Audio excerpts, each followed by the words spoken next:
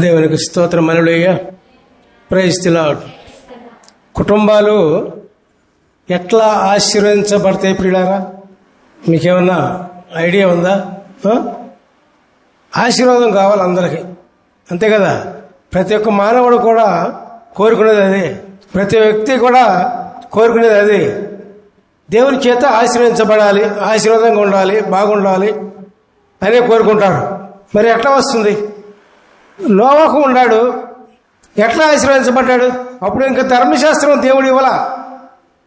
ధర్మశాస్త్రం ఇచ్చింది మోషే దగ్గర నుంచి. ఎట్లా ఆశీర్వదించబడ్డాడు చెప్పండి?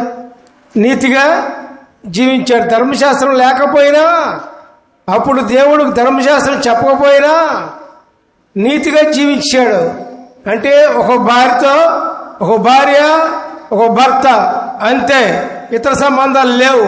నీతివంతమైన జీవితం జీవించాడు, అందుకే ఆశ్రయించబడ్డాడండి. దేవునికి స్తోత్రం. అట్లా నీతి అంటే అదే. ఒక పురుషుడు, ఒక స్త్రీ, ఒక స్త్రీ, ఒక పురుషుడు వివాహం పెట్టింది అందుకే, ఇట్లాంటి సన్యాసి పనులు చేసుకోకుండా ఉంటాకి. ఆ విధంగా ఉన్నప్పుడు కుటుంబాలు ఆశ్రయించబడతాయి, పిల్లలు ఆశ్రయించబడతారు, కుటుంబం అంతా కూడా క్షేమంగా ఉంటుంది. హల్లెలూయా. Praise the Lord. అర్థమైందిగా?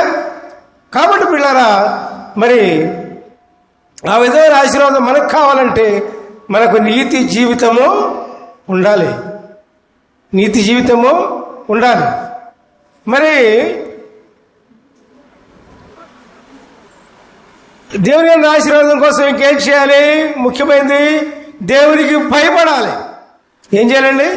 దేవునికి భయపడాలి. దేనికి భయపడాలి? ఆయన మన తండ్రి కదా. ఎందుకు భయపడాలి? మనం భయపడాల్సింది దేనికి? దేవునికి. ఏ విషయంలో భయపడాలి? పాపానికి దారి తీసేటప్పుడు దానికి భయపడాలి, చట్టపాలన చేసేటప్పుడు దానికి భయపడాలి. అర్థమైందా?